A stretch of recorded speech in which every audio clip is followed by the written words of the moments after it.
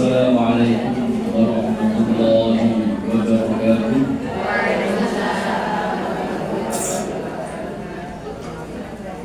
Alhamdulillah, nahmaduhu wa nasta'inuhu wa nastaghfiruh wa na'udzu billahi min syururi anfusina wa min sayyiati a'malina.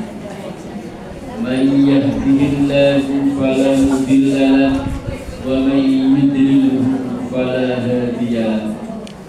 Asyhadu an la ilaha illallah wahdahu la syarika lahu wa asyhadu anna Muhammadan abduhu wa rasuluhu la nabiyya wa la rasula ba'dah.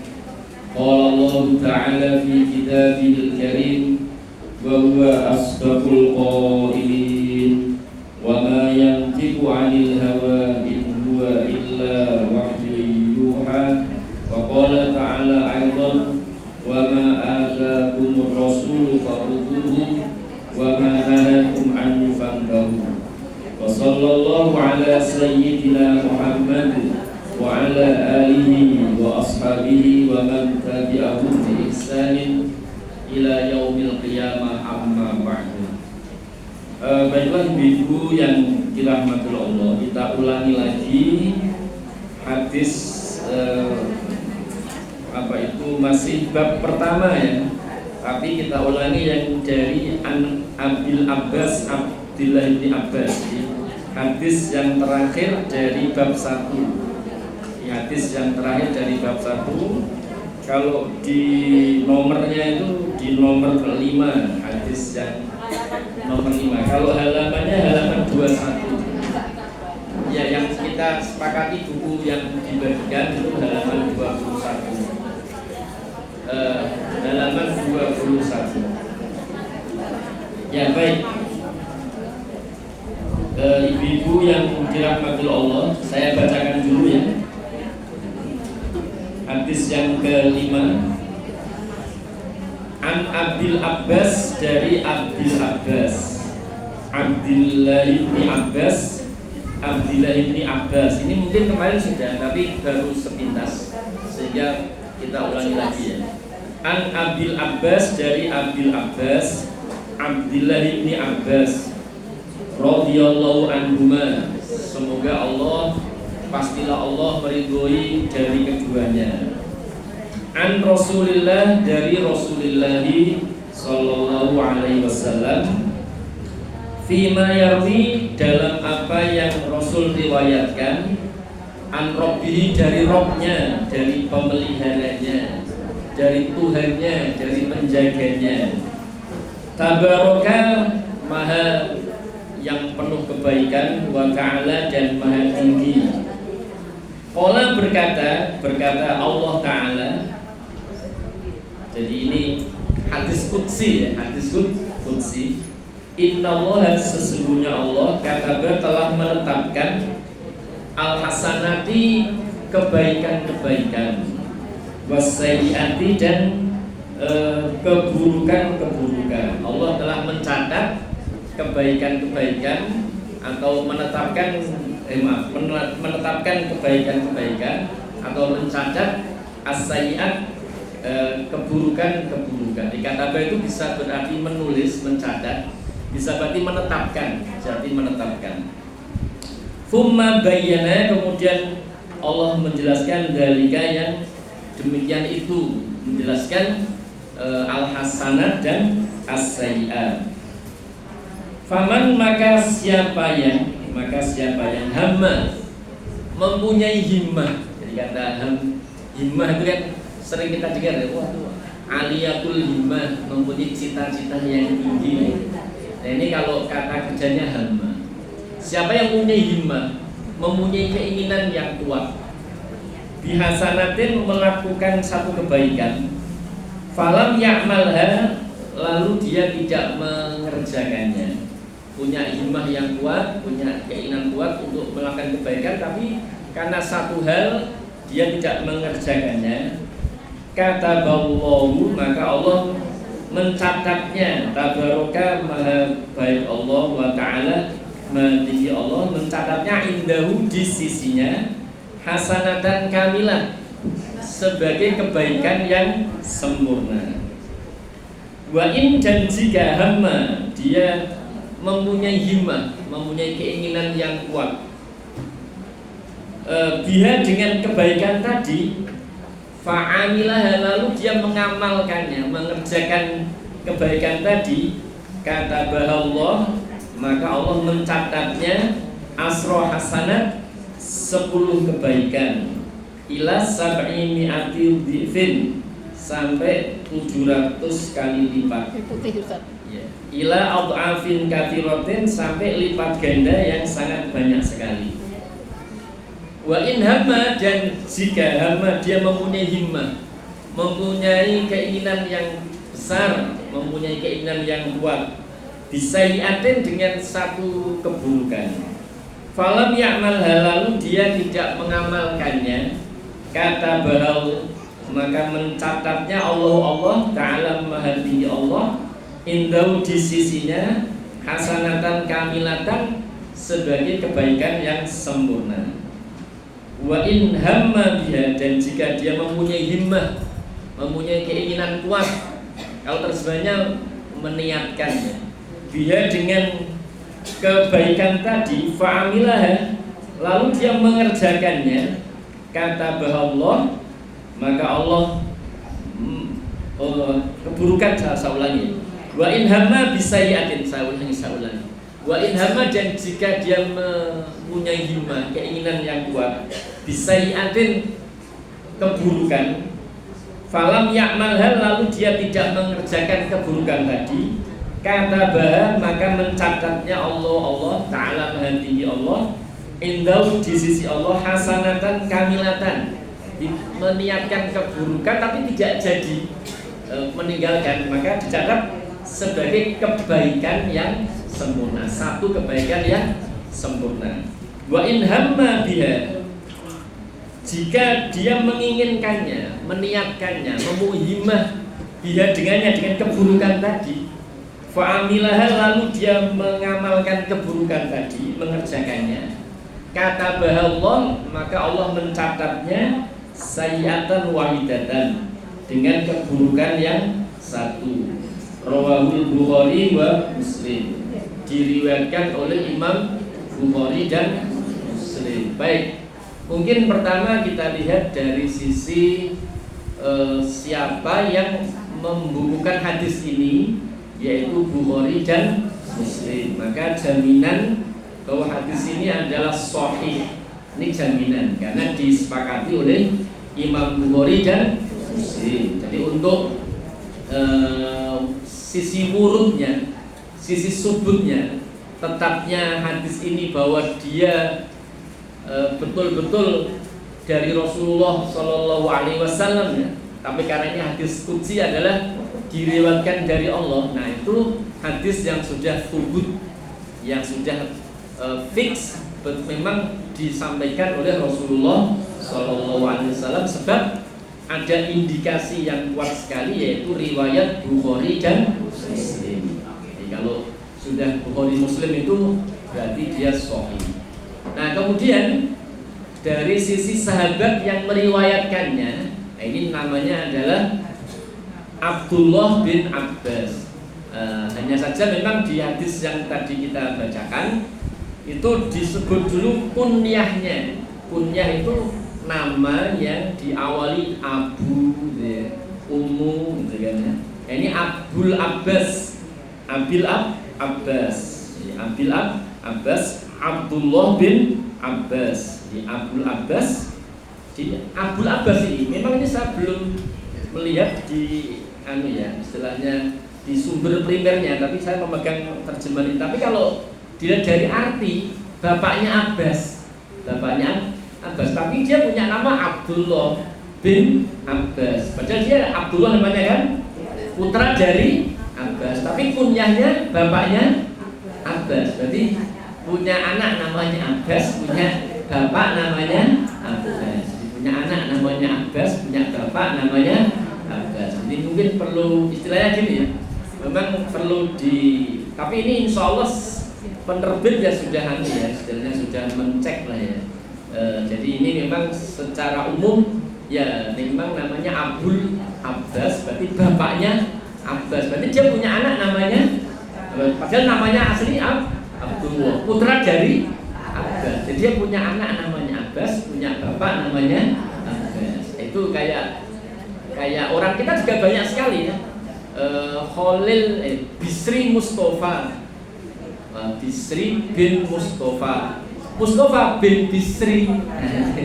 Itu memang begitu. Jadi Bisri punya anak namanya Mustafa punya anak namanya Bisri. Nah gitu ya. Itu memang kan orang-orang kita juga ada yang kayak begitu. Jadi namanya bapaknya dipakai nama cucunya. Nah baik.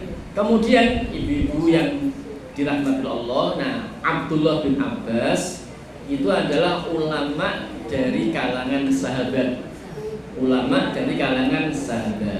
Secara usia junior, secara usia itu junior. Tapi secara ilmu senior. Ya, secara usia memang junior. Secara ilmu dia senior. Jadi muda tapi ilmunya diakui, sehingga memang salah satu biografi beliau yaitu pernah satu ketika beliau yaitu Abdullah bin Abbas ini itu diajak oleh Umar radhiyallahu an di satu majelis, kan dibawa oleh Umar.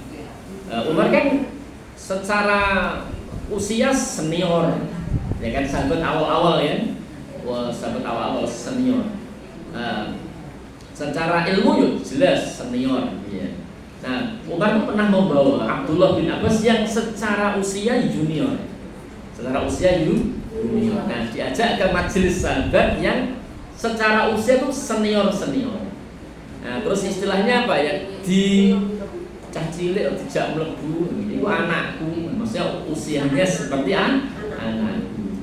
Artinya memang dalam tanda petik itu menganggap bocah dindingi sore, kan begitu ya, bocah. Tapi kok oleh Umar diajak. Nah Umar kemudian menanyakan pada para sahabat-sahabat yang hadir kan ya, mengenai arti mengenai arti idza jaa nasrullahi wal fath, gitu ya, idza jaa nasrullahi wal fath. Nah mereka menanyakan pada para sahabat yang hadir itu, istilahnya jawabannya itu biasa,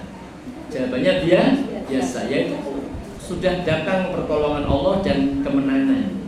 Tapi kemudian Umar menanyakan pada Abdullah bin Abbas, tapi menjawabnya tidak dengan jawaban biasa, jawaban yang lain.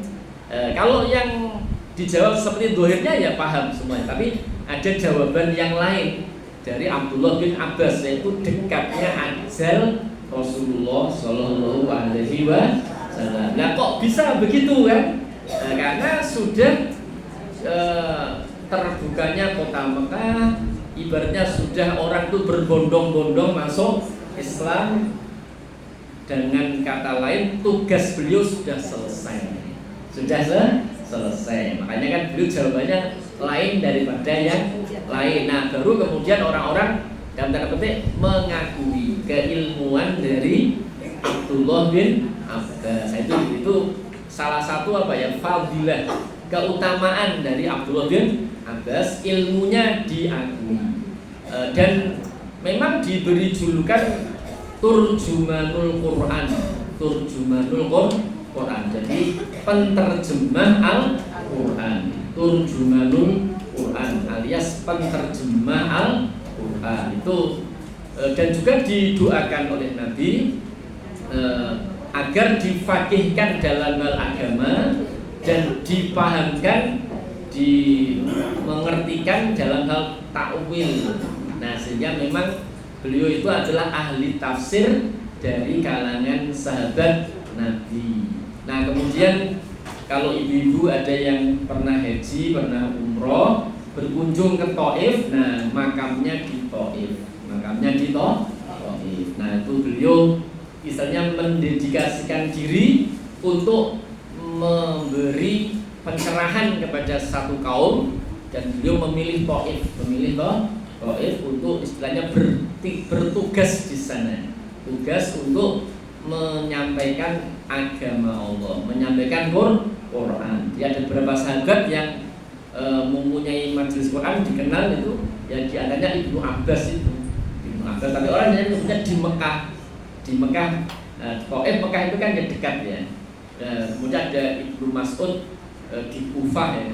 Ada Ubay di Madinah. Nah, baik, jadi termasuk salah satu sahabat yang mempunyai majelis tafsir. Jadi kalau di Solo ada majelis tafsir Al-Quran itu kan ya. Nah, itu sejak awal itu ada sahabat yang mempunyai program itu. Jadi dia memfokuskan untuk kajian tafsir. Nah, baik. Nah, kemudian itu dari sisi sahabat yang meriwayatkan. Nah, kemudian hadis ini itu adalah hadis qudsi. Jadi hadis qudsi itu redaksinya adalah menggunakan fima yarwihi an rabbihi. Artinya mengenai apa yang diriwayatkan dari Rabb-nya. Jadi kalau ada redaksi fima yarwihi an rabbihi, itu berarti dia adalah hadis qudsi. Hadis qudsi adalah redaksinya diantaranya fima yarwihi an rabbi, atau qala Allahu ta'ala, Jadi seperti itu. Nah, ini hadis qudsi ya. Hadis yang disandarkan kepada Allah. Makanya diberi nama Al-Qudsi, yang suci, Nah, bedanya dengan Al-Quran itu apa? Kalau hadis qudsi itu bisa diriwayatkan dengan bil makna, sebagaimana hadis-hadis yang lain ya. Tapi kalau Al-Quran itu tidak bisa disampaikan bil makna, harus persis,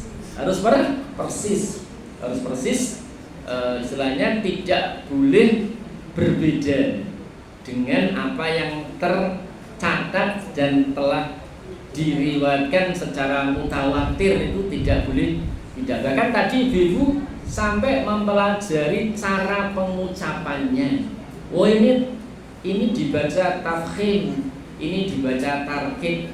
Kalau dibaca tafkhim itu istilahnya tebal, dibaca tebal.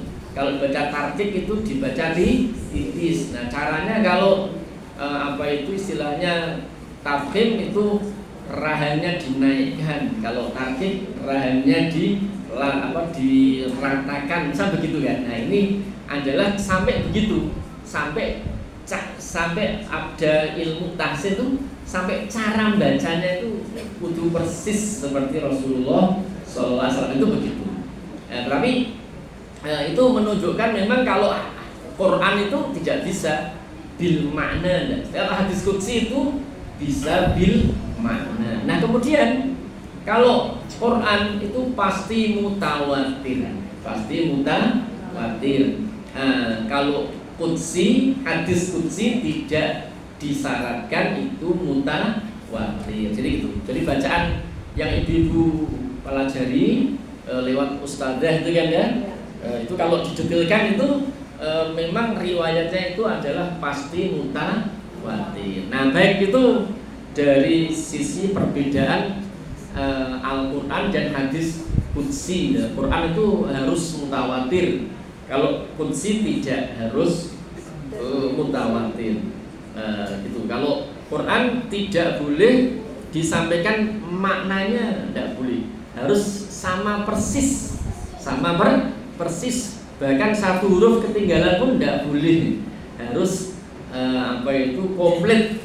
Tapi kalau hadis qudsi itu bisa diriwayatkan dengan makna. Nah, baik, mungkin sebagai pembanding ya dari hadis qudsi itu nanti ada hadis yang disandarkan kepada Nabi, namanya marfu'. Kalau disandarkan kepada sahabat namanya mauquf. Kalau disandarkan kepada tabi'in namanya maqtu'.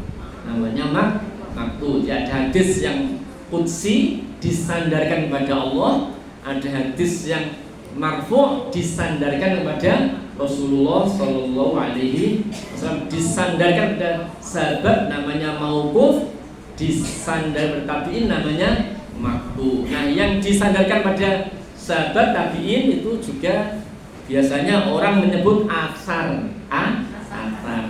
Jadi biasanya nyebutnya asar. Tapi sebenarnya ada pendetilan, tapi biasanya yang lazim itu orang-orang nyebutnya asar. Nah, baik. Nah, ini adalah hadis yang berasal dari Allah, hadis qudsi, dan riwayatnya sahih. Nah, isinya tadi itu ya. Allah akan mencatat yang baik dan yang buruk. Kemudian Allah menjelaskan di innallaha katabal hasanati wasayyiati tsumma bayyana dzalika. Ini kalau kita artikan kataba itu mencatat, itu memang sudah selesai maknanya. Ya ma yalfidhu min qaulin illa ladaihi raqibun atid. Tidaklah setiap lafaz yang keluar dari manusia kecuali pasti dicatat oleh raqib atid. Nah, itu kalau kita artikan kataba itu adalah dicatat. Ada sudah satu hal merupakan kebaikan. Nah, namun kalau kita detilkan, apa itu kebaikan, apa itu keburukan? Jadi kebaikan dan keburukan itu standarnya, mikyasnya, mikyas standarnya atau mikyar, ada nyebut mikyar, ada nyebut mikyas, itu standarnya adalah syariat,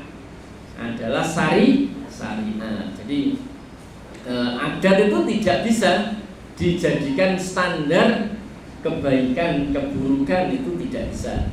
Malah kadang-kadang ada adat yang malah itu jadi nggak jelas secara syariat. Sehingga kalau ada persoalan disebabkan adat itu ya, itu nanti jadi problem. Secara hukum syariat itu jadi problem. Misalnya begini, secara adat, ini mungkin saya tidak tahu di sini terjadi atau tidak terjadi. Secara adat, kalau orang menghadiri jagong, itu kalau di beberapa daerah ya, adatnya nyumbang,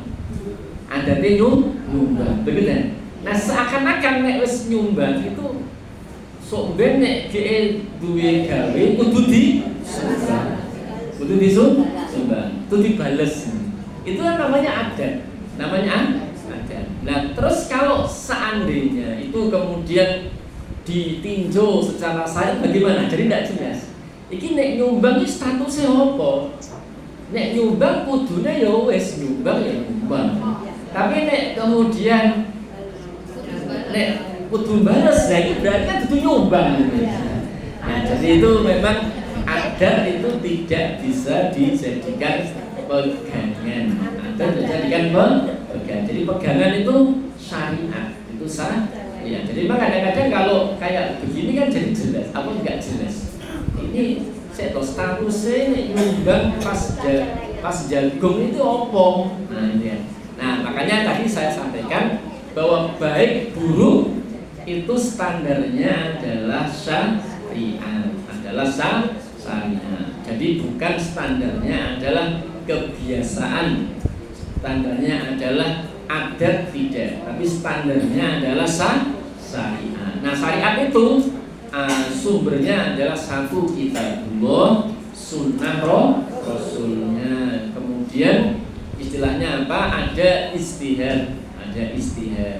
Nah, itu istilahnya apa?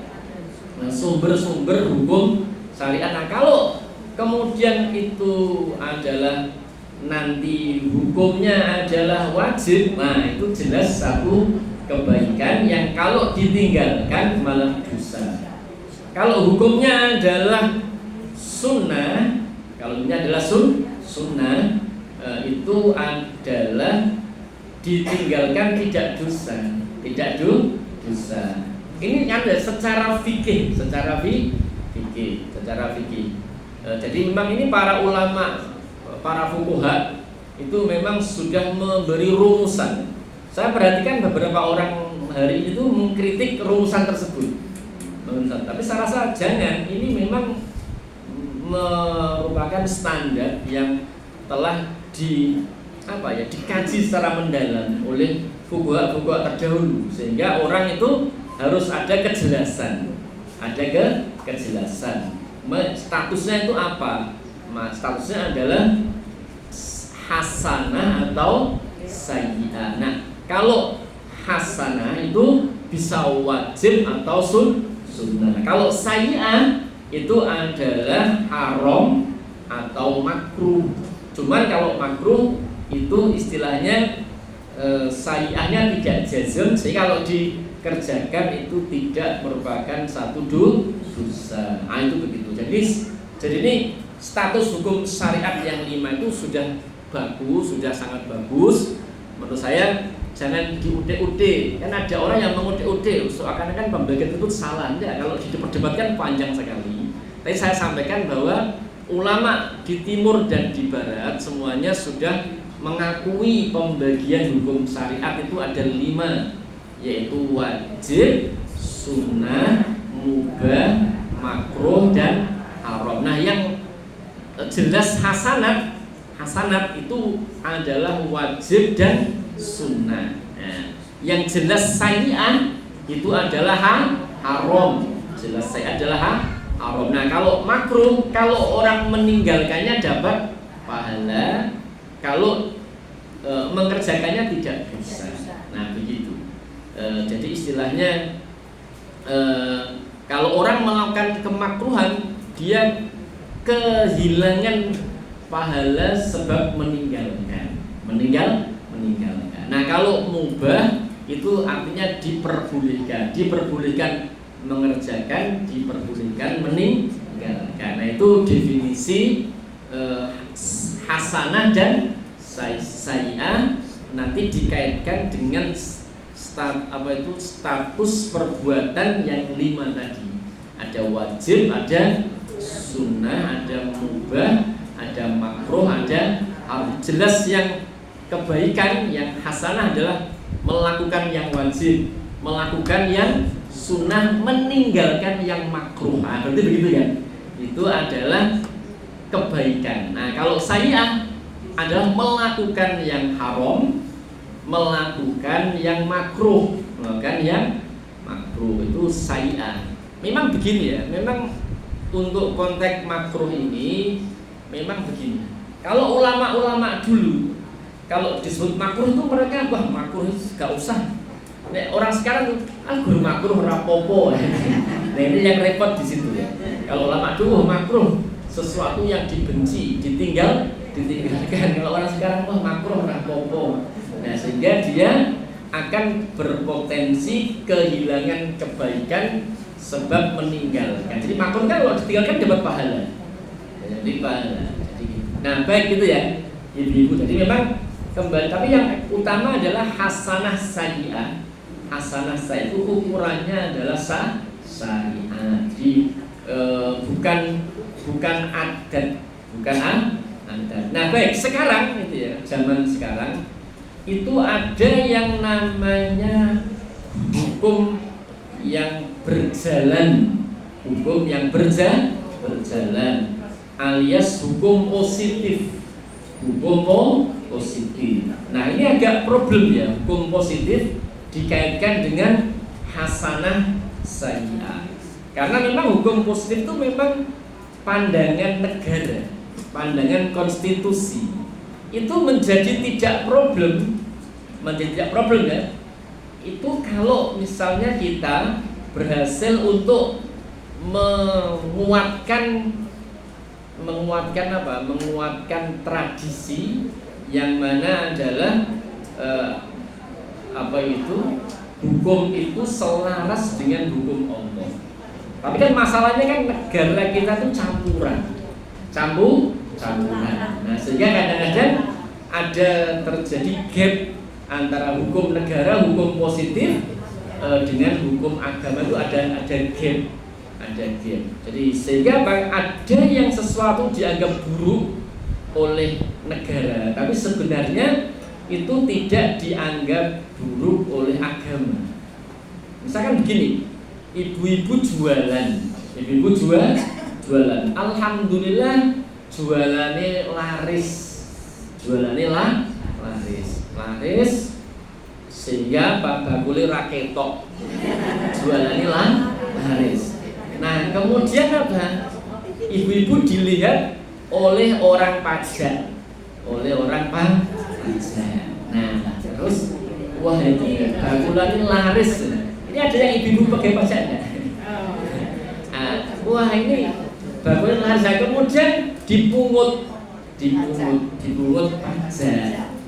Nah ini bisa problem gitu ya, problem sebab pungutan yang semacam itu ya, yaitu orang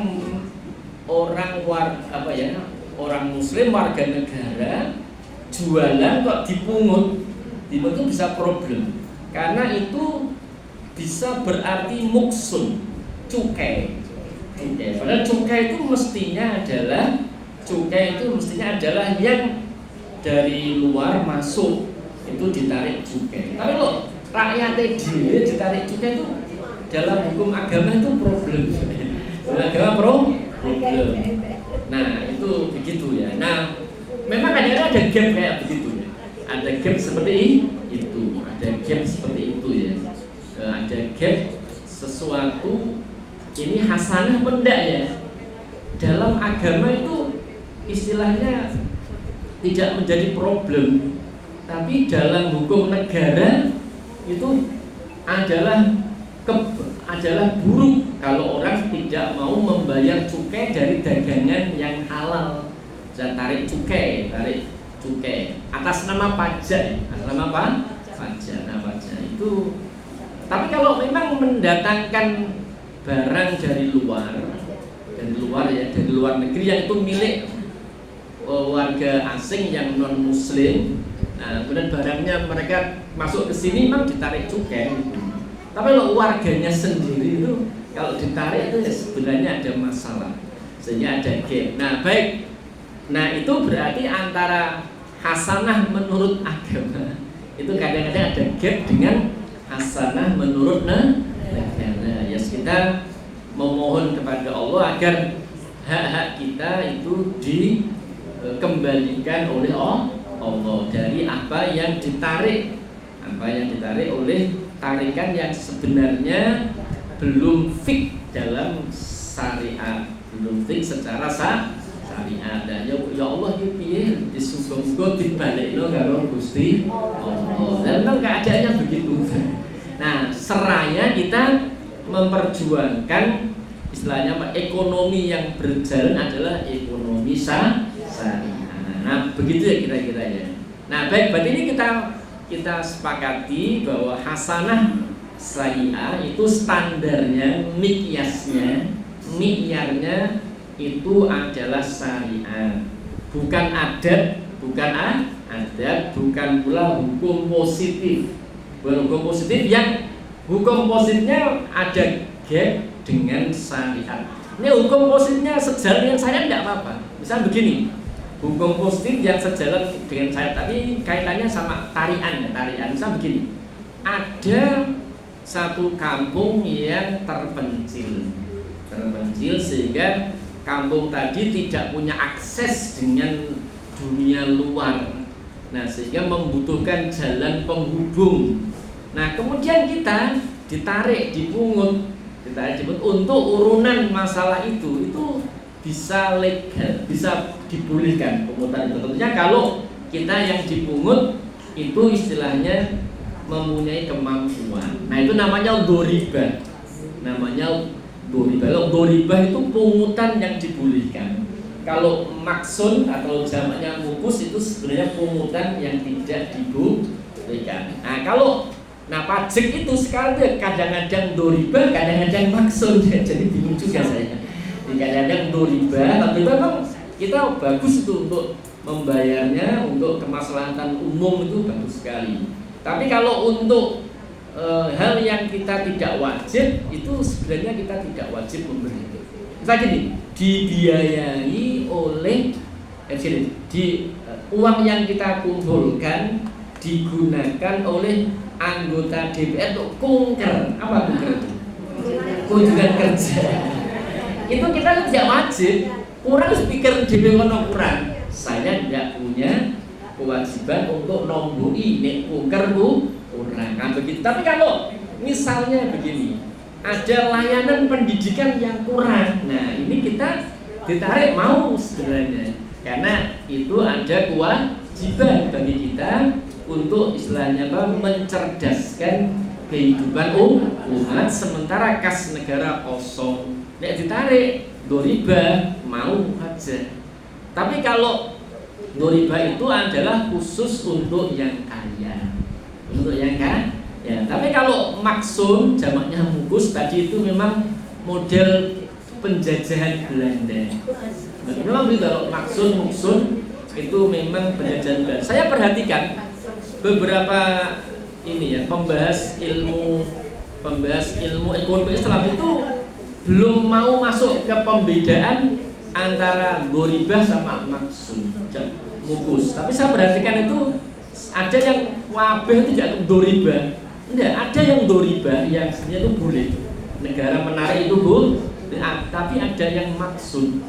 Nah, kalau itu terbukti maksun, jamaknya mukus, nah itu berarti nanti ada gap. Oh, menurut negara itu adalah buruk kalau tidak dibayar, tapi kalau menurut syariat itu tidak buruk untuk tidak dibayar, karena lebih bersifat ya kedoliman.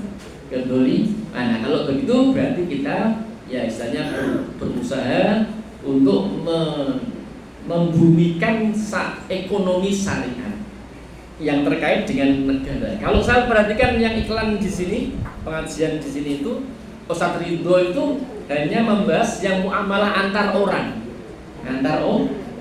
Ini hukumnya boleh tidak antar orang. Tapi sebenarnya ada muamalah antar negara dan rakyat, antara doribah sama maksud. Baik, kita kembali ke sini ya. Jadi kebaikan jam berapa nih? Kok cepet men? Kebaikan keburukan standarnya adalah bukan adat, bukan hukum positif. Nah, bukan adat, bukan hukum positif. Itu standar kebaikan dan keburukan. Nah, kalau ulama-ulama terdahulu itu istilahnya membuat rumusan. Rumusan adalah yang namanya Al-Hasan wal Qabih. Al-Hasan wal Qabih titik 2 akliyatan au syar'iyatan. Nah, jawabannya adalah Hasan baik dan Qabih buruk itu adalah syar'i, bukan akal, bukan adat, ya kan, bukan hukum positif. Nah, itu begitu. Nah, sekarang sudah terbukti kebaikan. Nah, ibu-ibu yang dirahmati Allah, kalau sudah terbukti kebaikan, nah kebaikan itu tadi kita lihat ya, kalau lihat definisi dari status hukum syariat yang 5 ya, itu ada sunnah, ada wajib, ada sunnah, ada meninggalkan makruh. Nah, itu kebaikan ya, diwajib, sunnah, meninggalkan mana. Mubah itu bagaimana?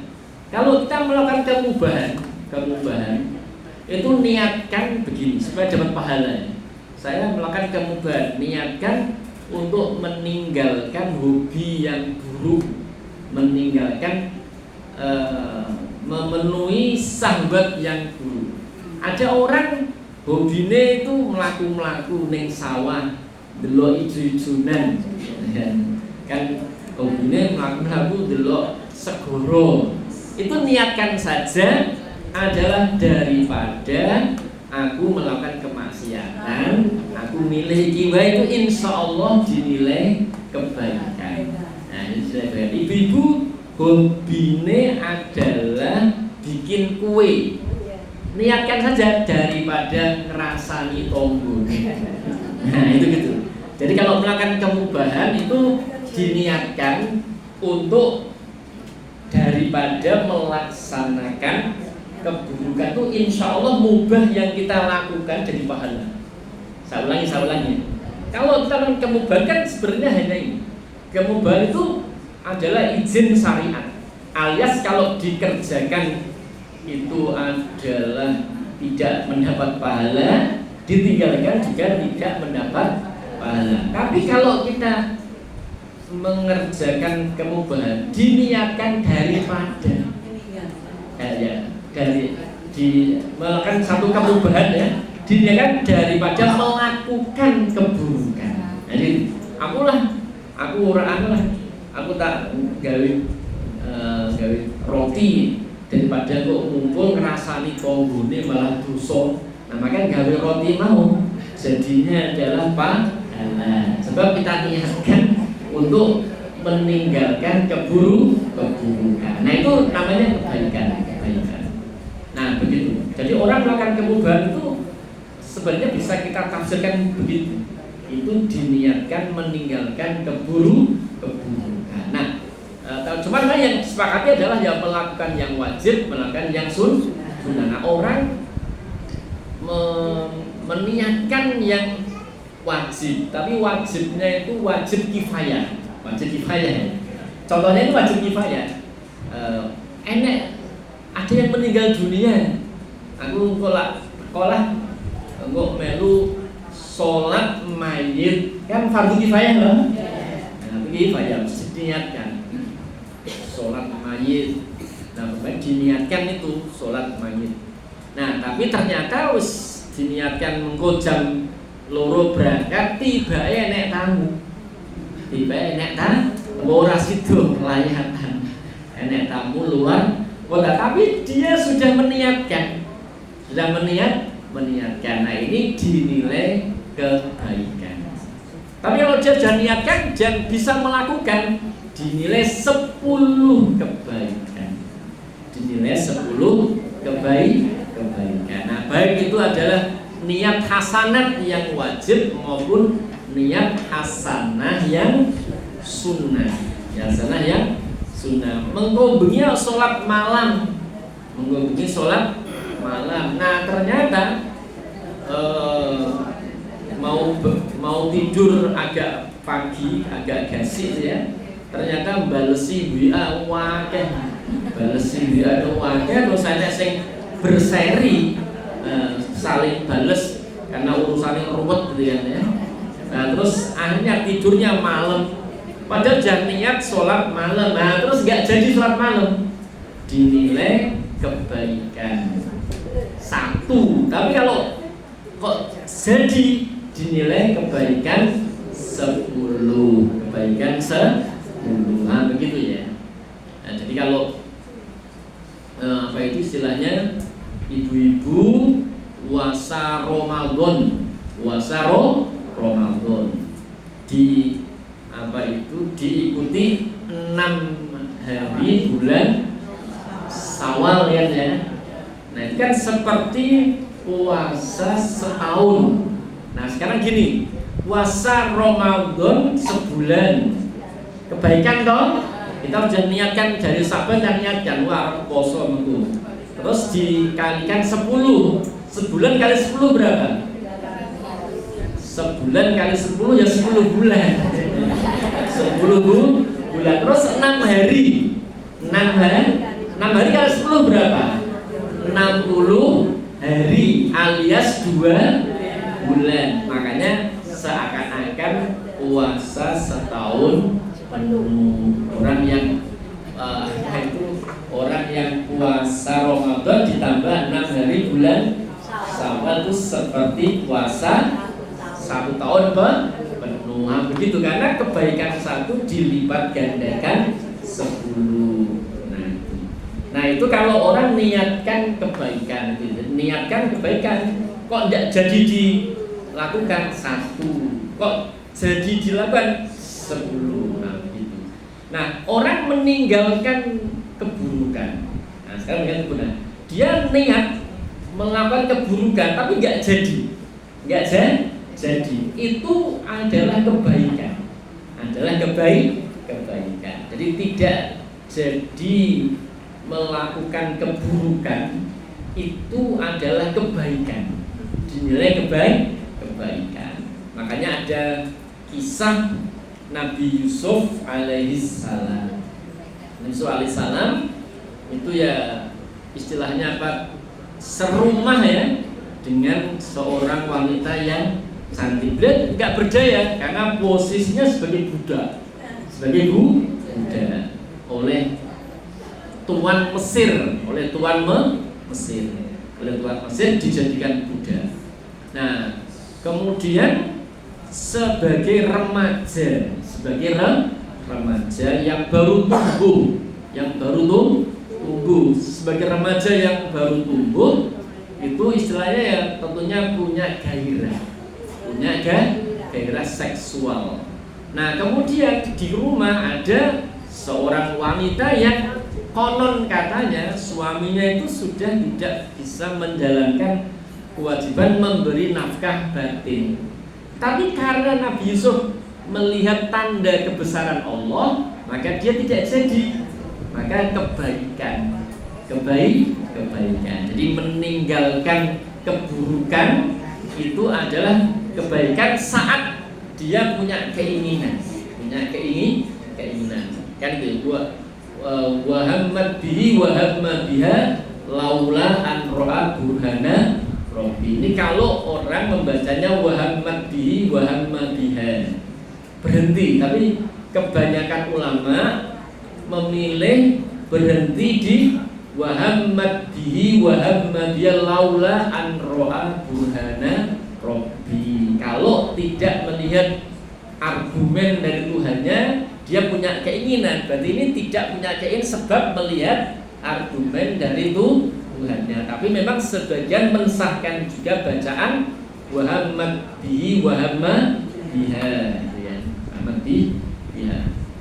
Nah, itu istilahnya begitu, laula an ra'a burhana rabbi. Nah, itu berhenti di situ terus laula an ra'a. Tapi sebagian jangan berhenti di situ. Tapi berhenti di wahammat bihi wahamma biha laula an ra'a burhana rabbi. Tapi memang hadis ini menunjukkan kalau orang punya himmah keburukan tapi meninggalkannya itu dinilai kebaikan. Tapi kalau akhirnya dia punya himmah keburukan kemudian melakukan keburukan itu dinilai satu keburukan.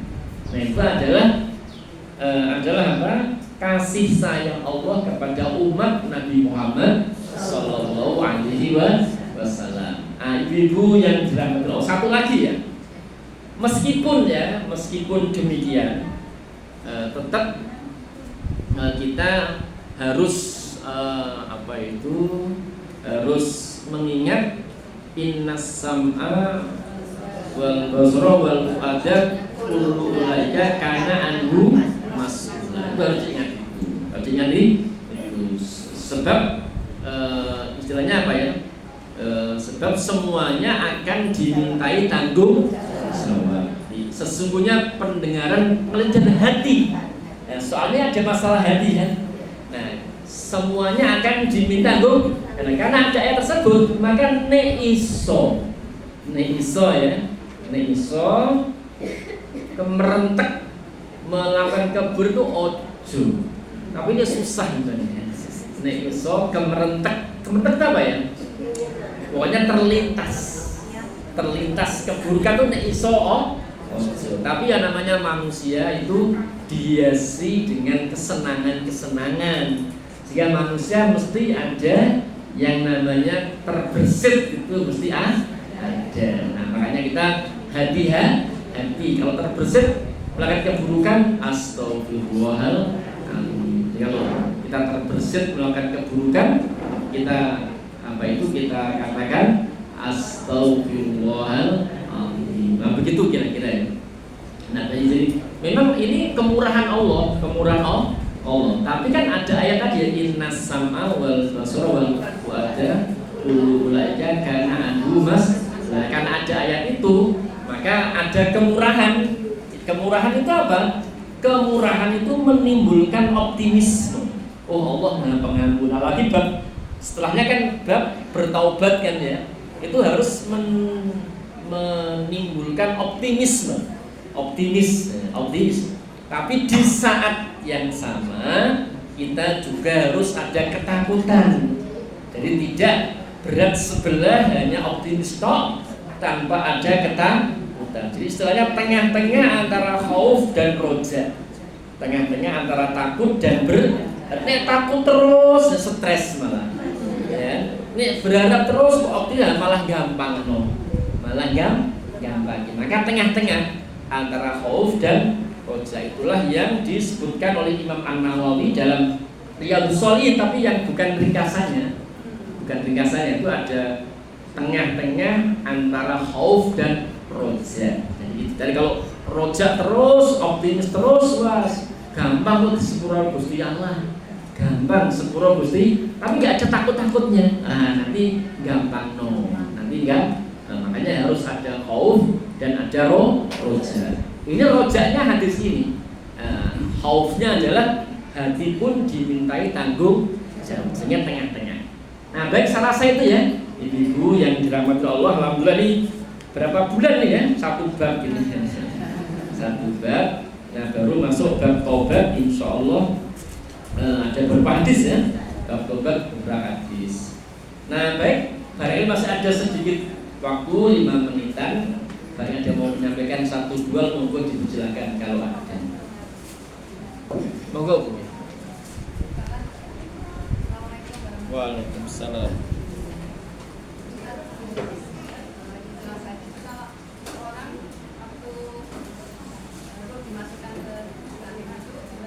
Dimasukkan ke?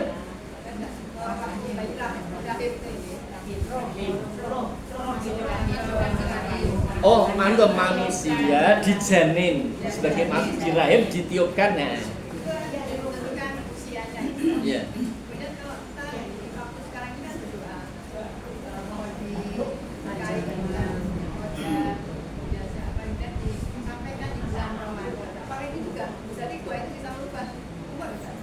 Jadi gini ya, mengenai rezeki dan juga usia itu kan sudah ditetapkan oleh Allah Subhanahu wa Ta'ala. Itu satu sisi.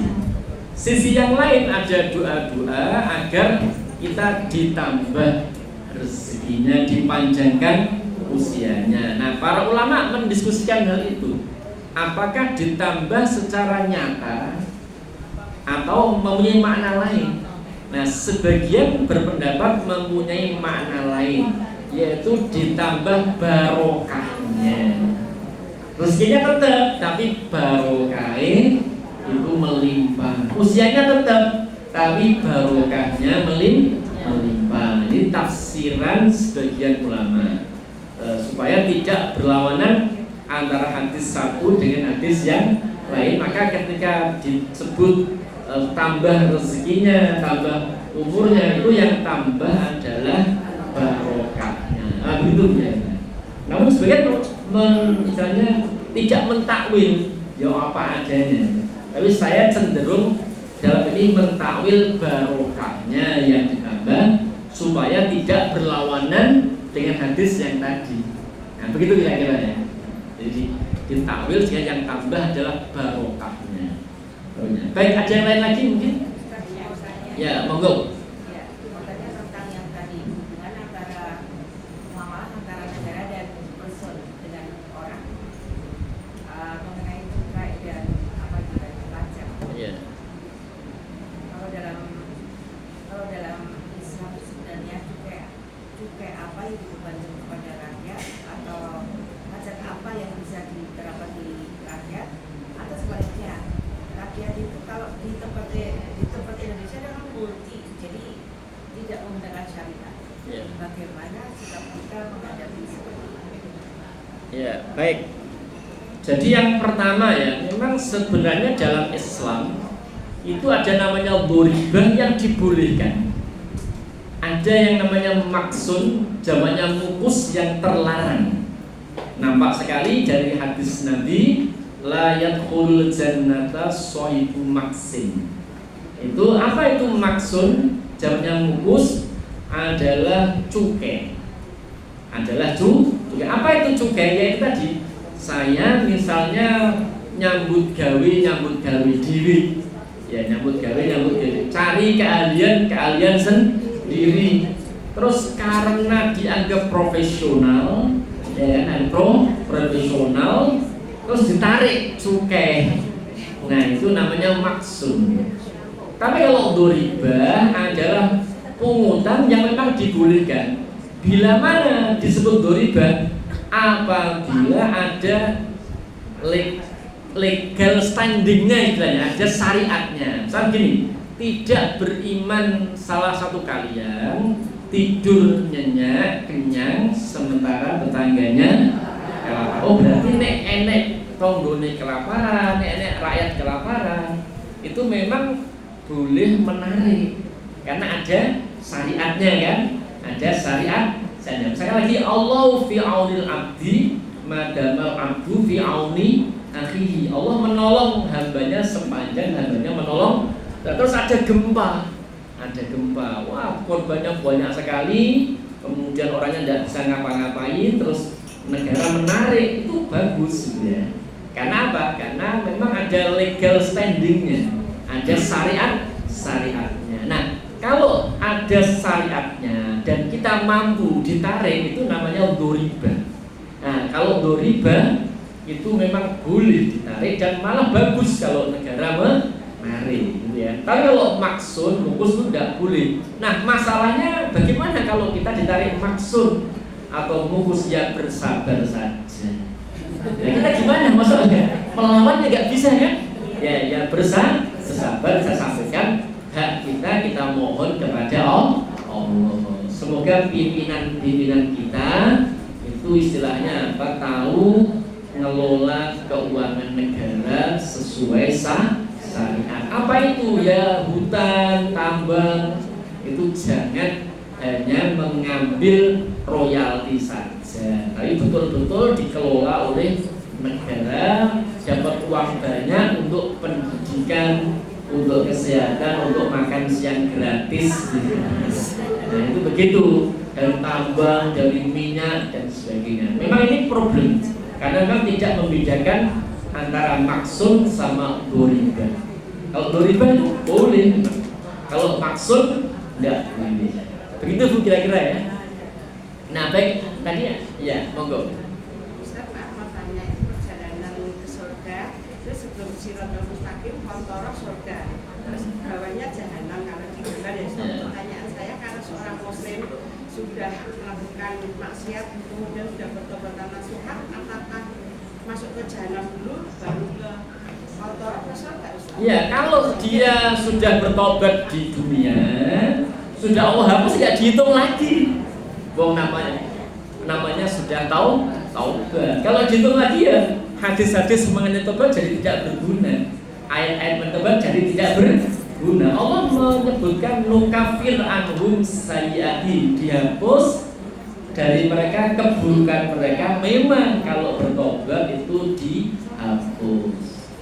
Nah, jadi yang dihitung adalah yang tidak bertobat, itu dihitung dengan amal baiknya nanti banyak mana. Nah begitu kira-kira. Jadi kalau sudah bertobat ya nggak dihitung, sudah bertobat dia. Dan Allah mengampuni. Iya, tapi kalau itu masih nggak berlaku. Ayat juga nggak berlaku. Memang ada ayat hadis taubat itu memang berlaku. Ya dosa-dosa yang kita sudah taubatkan itu tidak lagi dihitung oleh Allah. Begitu. Di buku Ensiklopedia Arti Al-Quran itu nanti dibedakan antara afu dan gufron. Nah, kalau afu itu betul-betul catatannya hilang.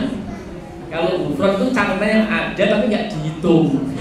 Tapi saya tidak tahu dasarnya dari mana, tapi mau ditulis seperti itu. Nah begitu kira-kira. Ya, ada yang catatannya masih tapi nggak dihitung. Ada yang memang nggak ada catatannya, silah. Ya dihapus total. Ada yang dia ada catatan tapi tidak dihitung. Jadi ditutupi malaikat. Baik gitu ya. Ada yang lain lagi mungkin? Kalau tidak ada, alhamdulillah wa syukurillah. Semoga bulan Maret kita bisa bertemu sekali. Tapi nggak ada tehnya ya bulan Maret. Nggak ada tehnya.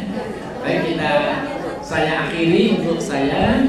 Ini nanti yang IT yang sulit itu IT kan memotong mana yang bagus, memotong nanti. Tapi ahlinya kan ngenteni saja udah kesel. Jadi dia itu memang kalau IT itu capeknya ngeditnya itu capek sekali. Dia terus diamati mana yang kira-kira pas untuk dijadikan video pendek. Tapi sekarang ada penelitian kebanyakan dengerin video itu tidak bagus ke otak. Itu kayak game kan. Wallahu a'lam bishawab. Jadi yang suka scroll Instagram kan pendek ganti lagi pendek itu katanya di otak tidak bagus. Wallahu a'lam bishawab. Ya baik, saya akhiri. Nanti ibu mungkin ada pengumuman acara sendiri. Monggo. Saya coba sekian. Assalamualaikum warahmatullahi wabarakatuh.